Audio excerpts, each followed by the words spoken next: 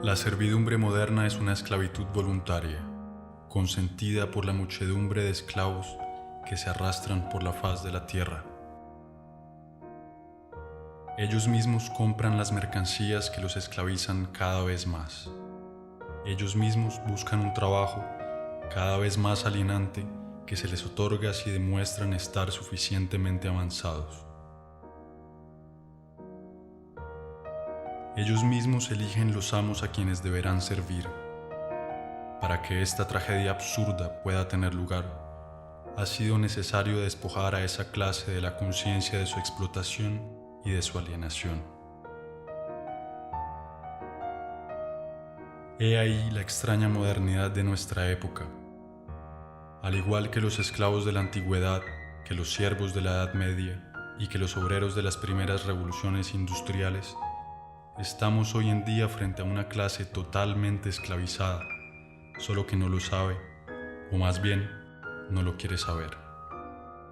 Ellos ignoran la rebelión, que debería ser la única reacción legítima de los explotados. Aceptan sin discutir la vida lamentable que se planeó para ellos. La renuncia y la resignación son la fuente de su desgracia.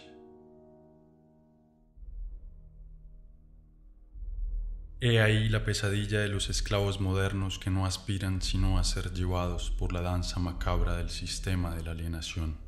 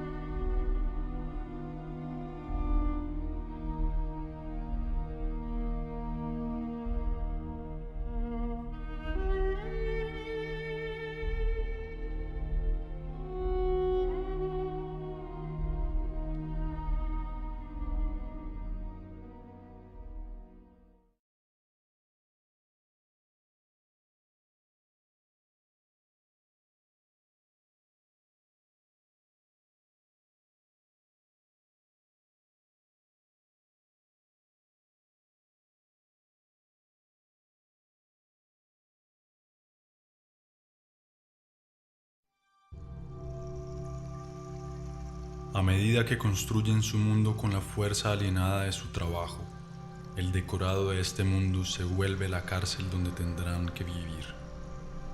Un mundo sórdido, sin sabor ni olor, que lleva en sí la miseria del modo de producción dominante.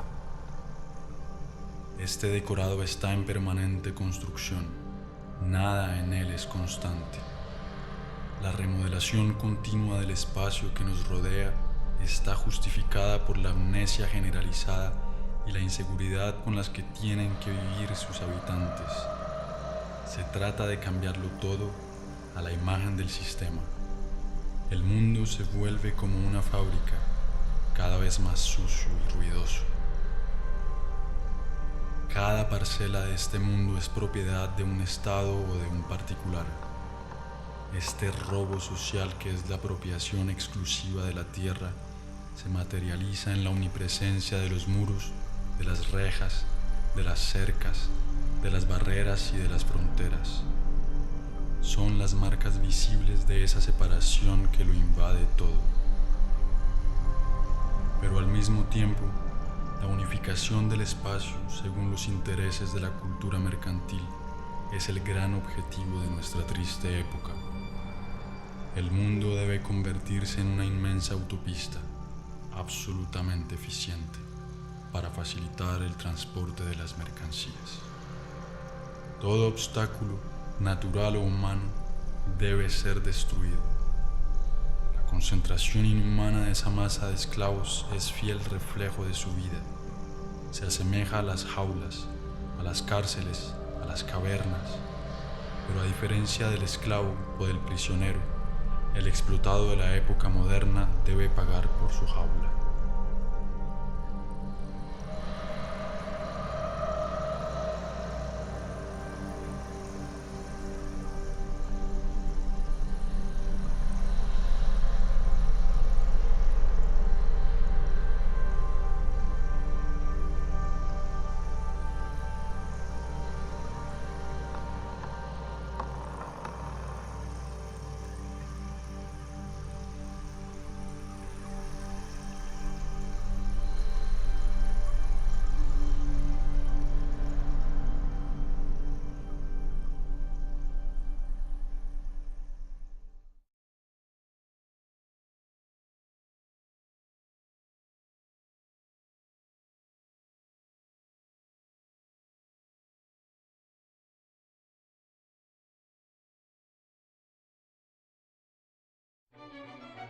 En este estrecho y lúgubre espacio en donde vive, el esclavo acumula las mercancías que, según los mensajes publicitarios omnipresentes, deberán traerle la felicidad y la plenitud. Pero entre más acumula mercancías, más se aleja de él la posibilidad de acceder un día a la felicidad.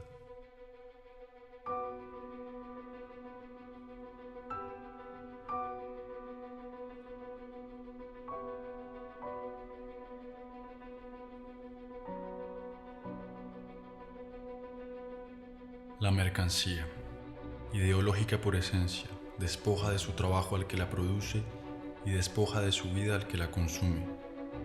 En el sistema económico dominante, ya no es la demanda la que condiciona la oferta, sino la oferta la que determina la demanda.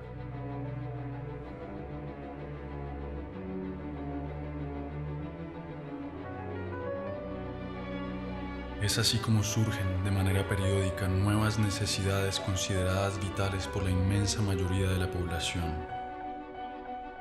Primero fue el radio, luego el carro, el televisor, el computador y ahora el celular. Todas estas mercancías, distribuidas masivamente en un corto lapso de tiempo, modifican en profundidad las relaciones humanas. Sirven por un lado para aislar a los hombres un poco más de sus semejantes y por otro, para difundir los mensajes dominantes del sistema. Las cosas que poseemos terminan por poseernos.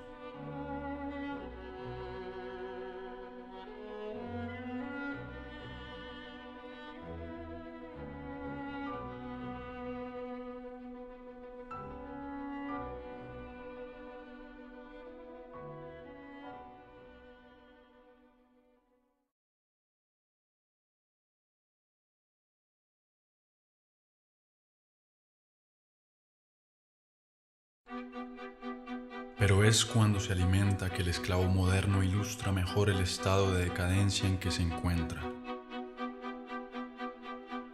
Disponiendo cada vez de menos tiempo para preparar la comida que ingiere, se ve reducido a consumir a la carrera lo que la industria agroquímica produce. Erra por los supermercados en busca de los ersatz que la sociedad de la falsa abundancia consiente en darle. Su elección no es más que una ilusión. La abundancia de los productos alimentarios no disimula sino su degradación y su falsificación. No son otra cosa que organismos genéticamente modificados, una mezcla de colorantes y conservantes, de pesticidas, de hormonas y de otros tantos inventos de la modernidad.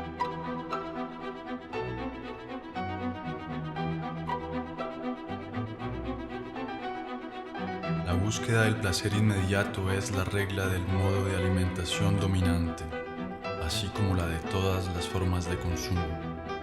Y las consecuencias que ilustran esta manera de alimentarse se ven por todas partes.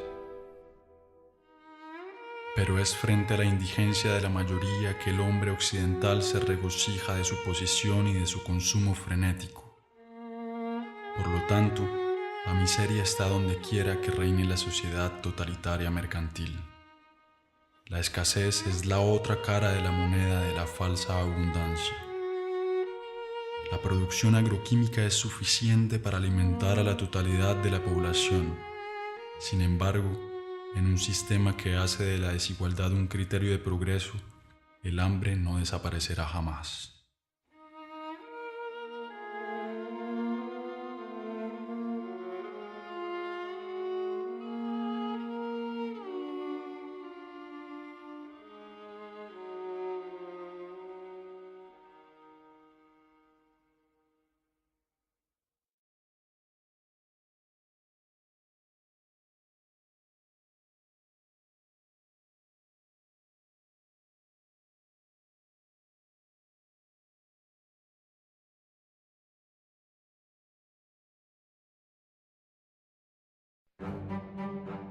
La otra consecuencia de la falsa abundancia alimentaria es la multiplicación de las fábricas de concentración y el exterminio bárbaro y a gran escala de las especies que sirven para alimentar a los esclavos. Esta es la esencia misma del modo de producción dominante. La vida y la humanidad no resisten más ante el afán de lucro de unos cuantos.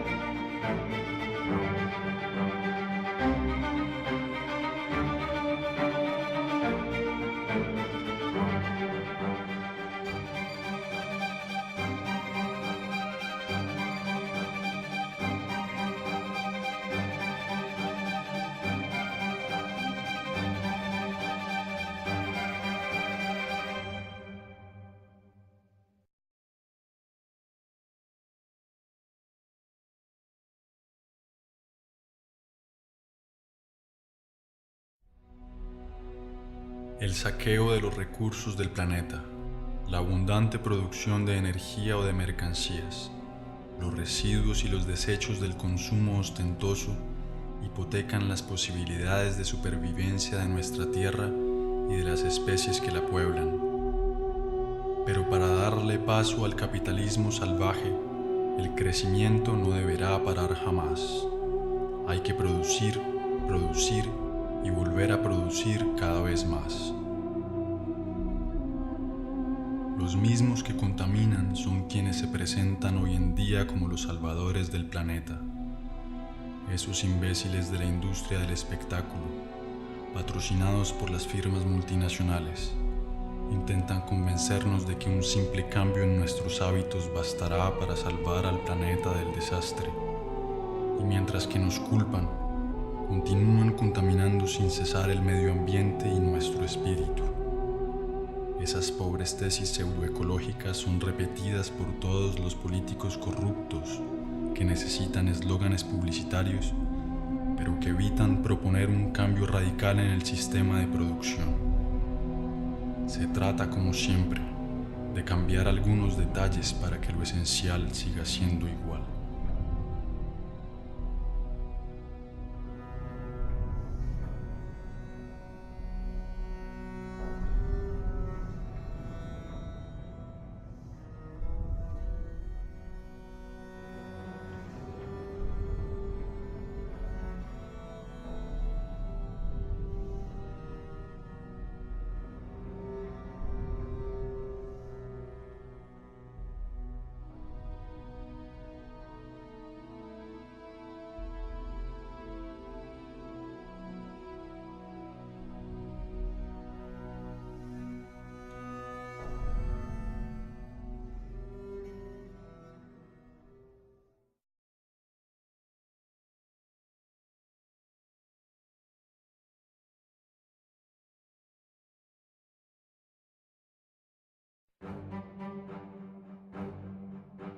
Para entrar en la ronda del consumo frenético hay que tener dinero y para tenerlo hay que trabajar, es decir, venderse.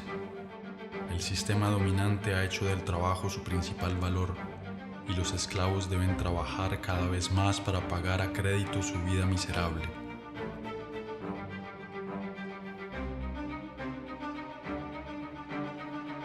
Se agotan en el trabajo, pierden con él la mayor parte de su fuerza vital y tienen que soportar las peores humillaciones. pasan toda su vida haciendo una actividad extenuante y molesta para el beneficio de unos cuantos.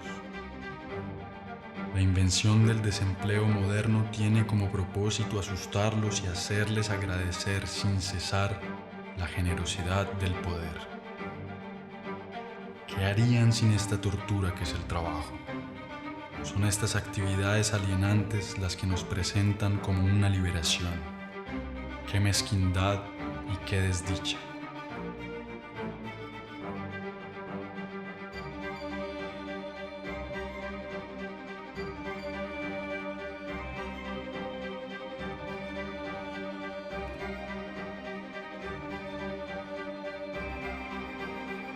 Siempre apresurado por el cronómetro o el látigo, cada gesto de los esclavos está calculado para aumentar la productividad.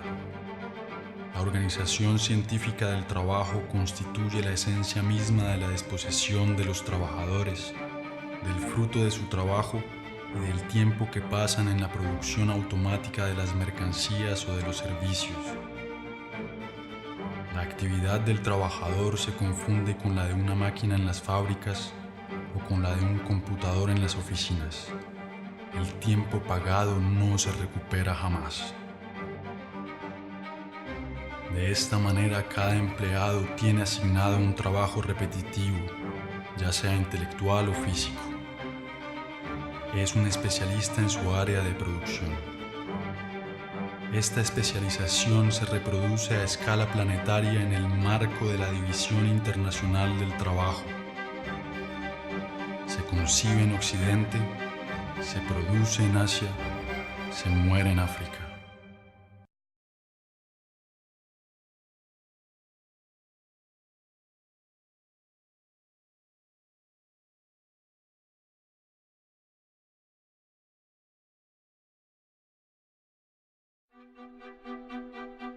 A medida que el sistema de producción coloniza todos los sectores de la vida, el esclavo moderno, no conforme con su servidumbre en el trabajo, sigue desperdiciando su tiempo en las actividades de esparcimiento y las vacaciones planificadas. Ningún momento de su vida escapa a la influencia del sistema. Cada instante de su vida ha sido invadido. Es un esclavo de tiempo completo.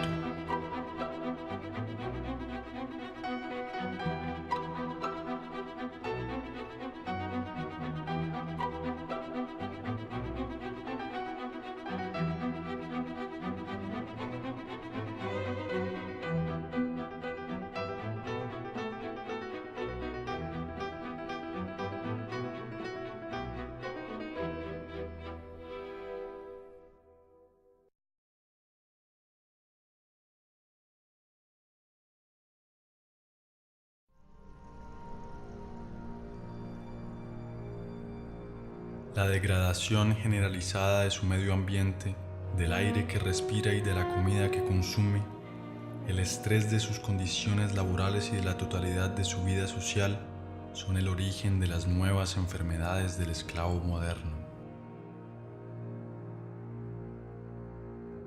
Su condición servil es una enfermedad para la cual no existirá jamás ninguna medicina. Solo la completa liberación de la condición en la que se encuentra puede permitirle al esclavo moderno reponerse de su sufrimiento. La medicina occidental no conoce sino un remedio contra los males que sufren los esclavos modernos: la mutilación. Es a base de cirugías, de antibióticos o de quimioterapia que se trata a los pacientes de la medicina mercantil.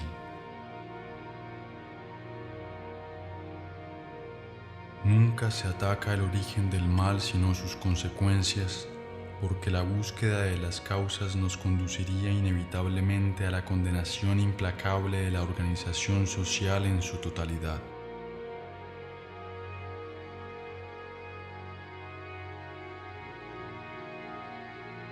Así como el sistema actual ha convertido cada elemento de nuestro mundo en una simple mercancía, también ha hecho de nuestro cuerpo una mercancía, un objeto de estudio y experimentación para los pseudosabios de la medicina mercantil y de la biología molecular.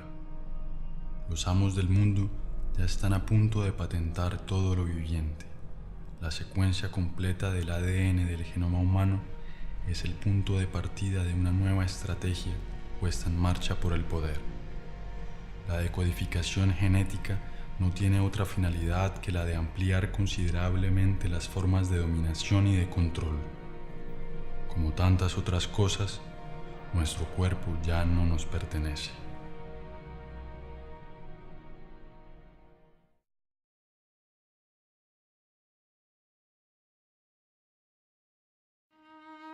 Lo mejor de su vida se le escurre por los dedos, pero él continúa porque tiene la costumbre de obedecer desde siempre. La obediencia se ha convertido en su segunda naturaleza. Obedece sin saber por qué, simplemente porque sabe que tiene que obedecer.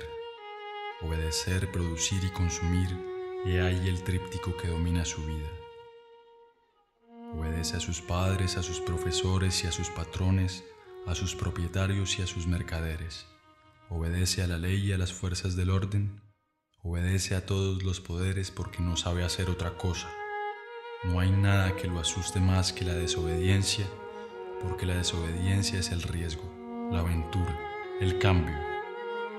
Así como el niño entra en pánico apenas pierde de vista a sus padres, el esclavo moderno se siente desorientado sin el poder que lo ha creado. Por eso, continúa obedeciendo. El miedo ha hecho de nosotros unos esclavos y nos mantiene en esa condición. Nos inclinamos ante los amos del mundo, aceptamos esta vida de humillaciones y de miseria solamente por temor. Sin embargo, nosotros disponemos de la fuerza numérica frente a la minoría que gobierna. Su fuerza no la obtienen de su policía, sino de nuestro consentimiento. Justificamos nuestra cobardía al enfrentamiento legítimo contra las fuerzas que nos oprimen con un discurso lleno de humanismo moralizador. El rechazo a la violencia revolucionaria está anclado en los espíritus de aquellos que se oponen al sistema, defendiendo unos valores que el mismo sistema les ha enseñado. Pero cuando se trata de conservar su hegemonía, el poder no vacila nunca en utilizar la violencia.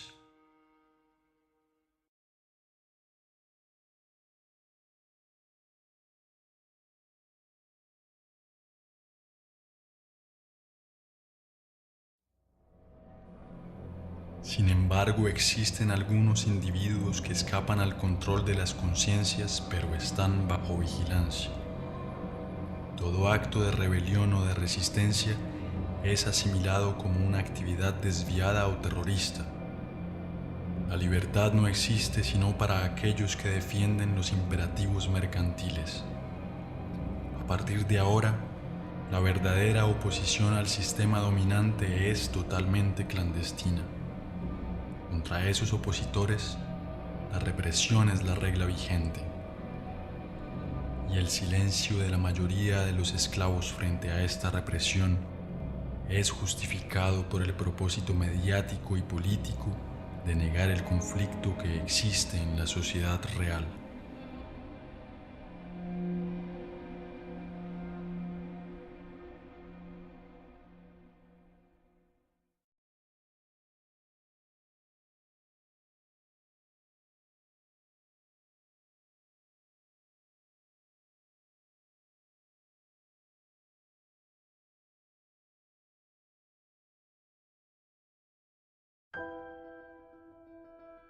Como todos los seres oprimidos de la historia, el esclavo moderno necesita de su mística y de su Dios para anestesiar el mal que le atormenta y el sufrimiento que le agobia.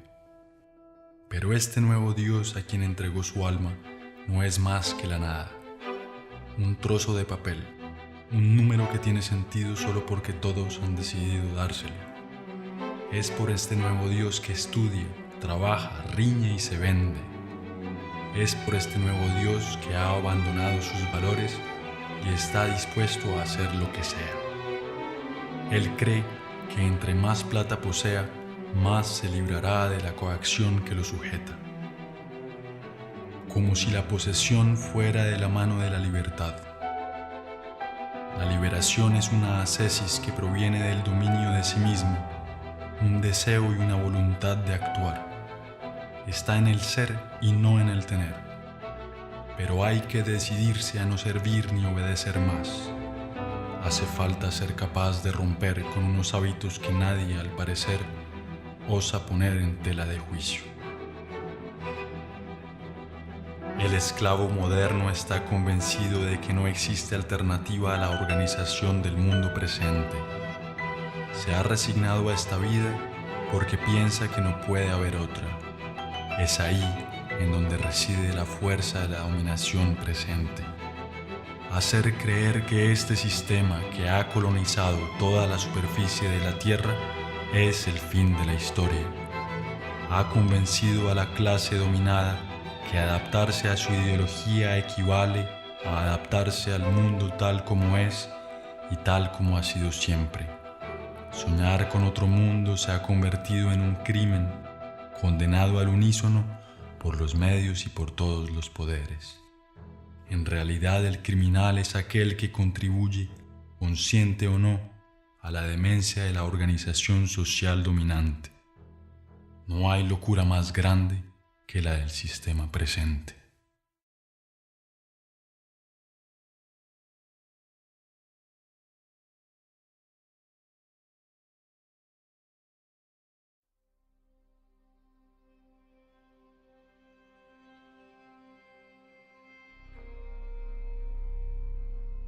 Ante la devastación del mundo real, es necesario para el sistema colonizar la conciencia de los esclavos. Es por eso que el sistema dominante ha decidido enfocarse en la disuasión, que desde la más pequeña edad cumple el papel preponderante en la formación de los esclavos. Ellos deben olvidar su condición servil, su prisión y su vida miserable. Basta con ver esa muchedumbre hipnótica conectada a las pantallas que acompañan su vida cotidiana.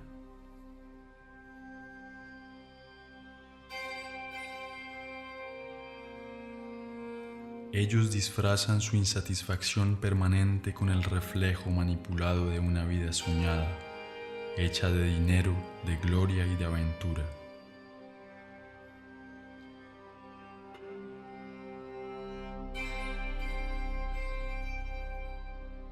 Pero sus sueños son tan lamentables como su vida miserable. Hay imágenes para todo y para todos. Esas imágenes llevan en sí el mensaje ideológico de la sociedad moderna y sirven de instrumento de unificación y de propaganda.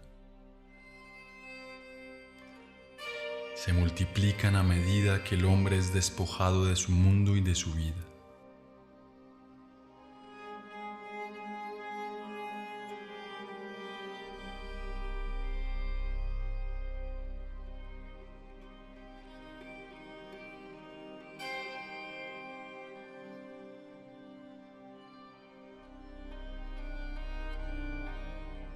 Es el niño el primer blanco de esas imágenes. Hay que volverlos estúpidos y extirparles toda forma de reflexión y de crítica. Todo ello se hace, claro está, con la desconcertante complicidad de sus padres, quienes han desistido ante el impacto de los medios modernos de comunicación.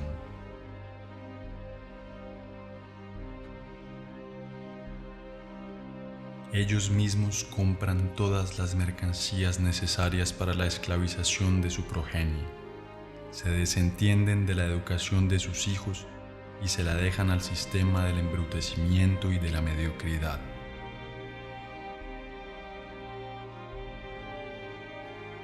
Hay imágenes para todas las edades y para todas las clases sociales.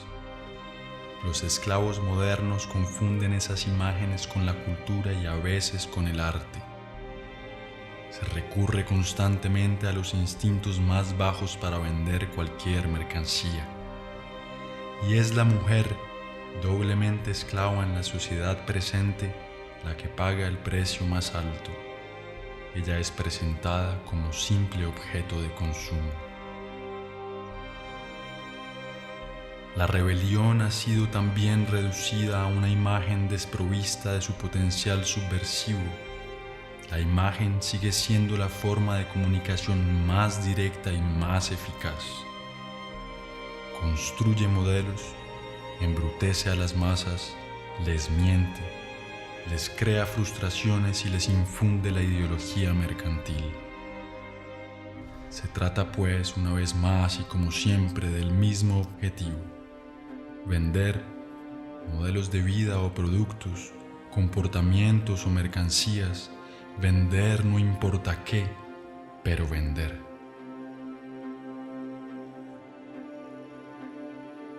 Esos pobres hombres se divierten, pero ese divertimiento no sirve más que para distraerlos del auténtico mal que los acosa. Han dejado que hicieran de su vida cualquier cosa y fingen sentirse orgullosos de ello. Intentan lucir satisfechos, pero nadie les cree. Ni ante el frío reflejo del espejo alcanzan a engañarse.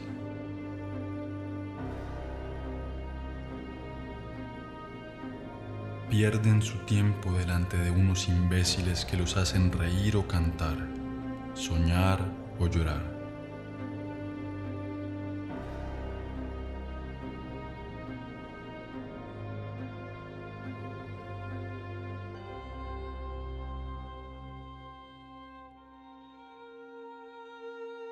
A través del deporte mediático se representa el éxito y el fracaso, el esfuerzo y las victorias que el esclavo moderno ha dejado de vivir en carne propia. Su insatisfacción lo incita a vivir por encargo frente a su aparato de televisión.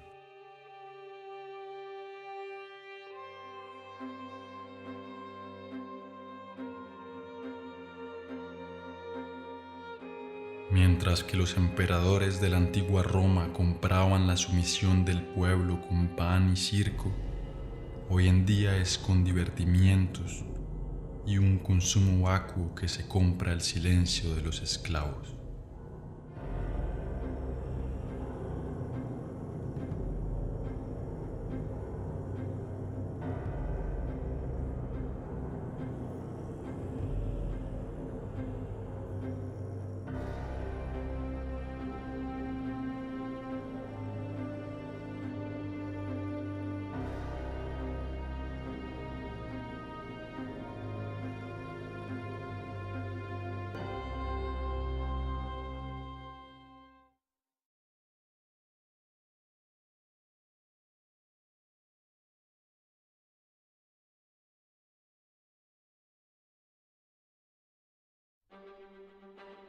El control de las conciencias es el resultado de la utilización viciada del lenguaje por la clase económica y socialmente dominante. Siendo el dueño de todos los medios de comunicación, el poder difunde la ideología mercantil a través de la definición fija, parcial y amañada que le atribuye a las palabras. Las palabras son presentadas como si fueran neutras y su definición como evidente. Controladas por el poder, designan siempre una cosa muy distinta a la vida real. Es ante todo un lenguaje de la resignación y de la impotencia, el lenguaje de la aceptación pasiva de las cosas tal como son y tal como deben permanecer. Las palabras actúan por cuenta de la organización dominante de la vida y el hecho mismo de utilizar el lenguaje del poder nos condena a la impotencia. El lenguaje es el punto esencial de la lucha por la emancipación humana. No es una forma de dominación que se añada a otra, sino que es el centro mismo del proyecto de sometimiento del sistema totalitario mercantil.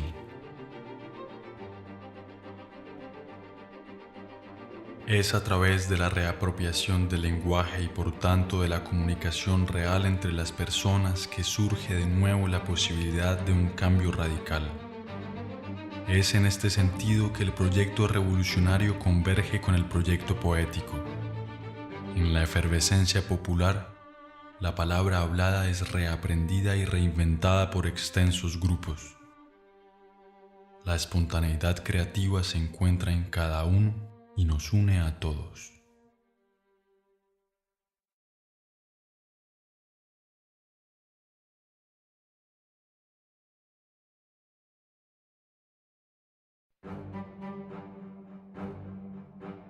No obstante, los esclavos modernos se sienten todavía ciudadanos. Creen votar y decidir libremente quién conducirá sus asuntos como si aún pudieran elegir. Pero cuando se trata de escoger la sociedad en la que queremos vivir, ¿creen ustedes que existe una diferencia fundamental entre la socialdemocracia y la derecha nacionalista en Francia, entre demócratas y republicanos en Estados Unidos, entre liberales y conservadores en Colombia? No existe ninguna oposición, puesto que los partidos políticos dominantes están de acuerdo en lo esencial: la conservación de la presente sociedad mercantil.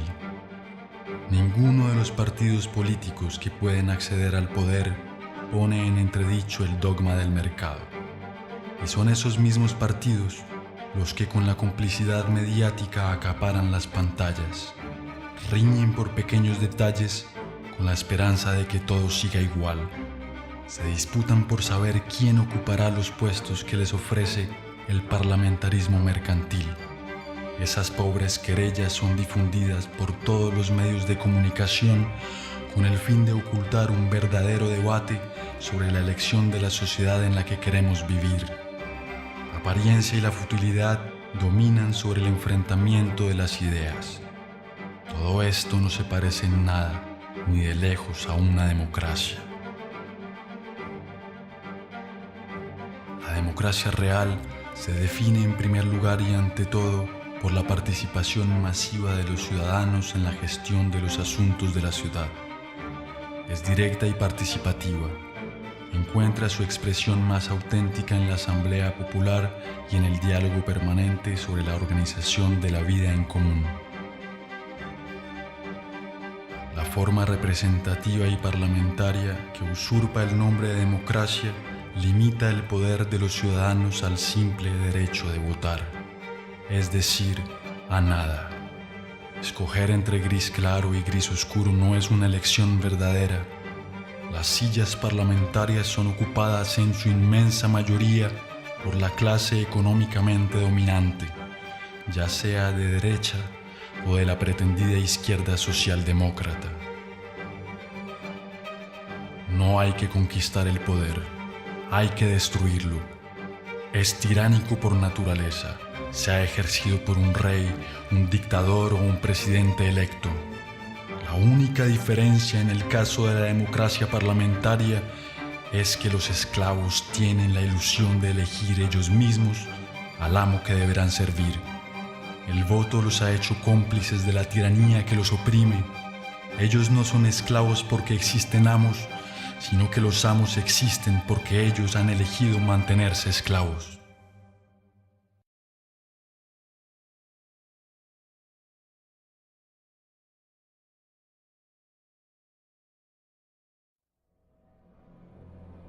El sistema dominante se define entonces por la omnipresencia de su ideología mercantil. Ocupa a la vez todos los espacios y todos los sectores de la vida. No profesa más que la necesidad de producir, vender, consumir, acumular. Ha reducido todas las relaciones humanas a unas parcas relaciones mercantiles y considera que nuestro planeta es una simple mercancía. La función que nos asigna es el trabajo servil. El único derecho que reconoce es el derecho a la propiedad privada. Al único Dios que rinde culto es al dinero. El monopolio de la apariencia es total. Solo aparecen los hombres y los discursos favorables a la ideología dominante. La crítica de este mundo se ahoga en el mar mediático que determina qué está bien y qué está mal, lo que se puede y lo que no se puede ver.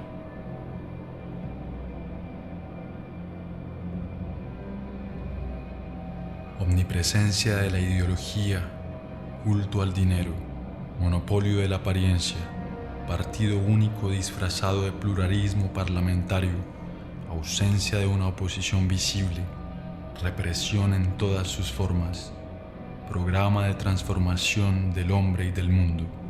He ahí la verdadera cara del totalitarismo moderno que ellos llaman democracia liberal, pero que es hora de llamar por su verdadero nombre: el sistema totalitario mercantil.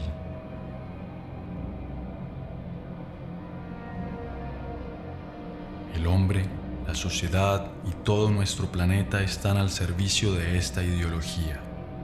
El sistema totalitario mercantil ha logrado lo que ningún otro totalitarismo había podido: ocupar cada resquicio del planeta. Hoy en día, ninguna forma de exilio es posible.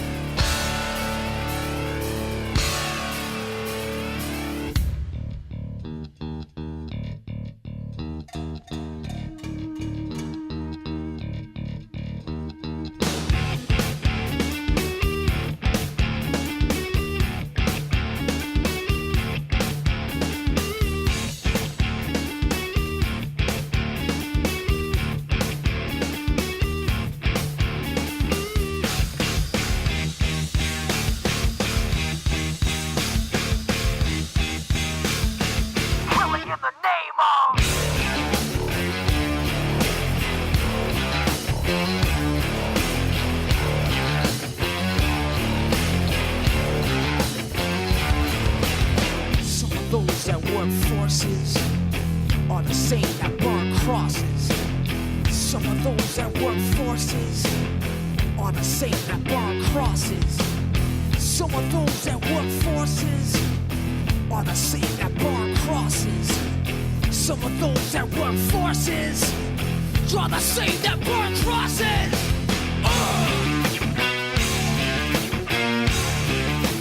Killing in the name of. Killing in the name of. Now you do what they told ya. Now you do what they told ya. Now you do what they told ya. Now you do what they told ya. Now you do what they told ya. Now you do what they told ya. Now you do what they told ya. Now you do what they told ya. Now you do what they told ya. Now you do what they told ya. Now you do what they told ya. Now you do what they told ya. Those who died are justified for wearing the badge. Yeah, you're chosen right. You're justified. Those that died for wearing the badge. Yeah, you're chosen right. Those who died are justified for wearing the badge. Yeah, you're chosen right. You're justified. Those who died for wearing the badge. Yeah, you're chosen right. Some of those that work forces are the same that burn crosses. Some of those that work forces are the same that burn crosses. Some of those that work forces are the same that burn crosses. Some of those that work forces are the same that burn crosses.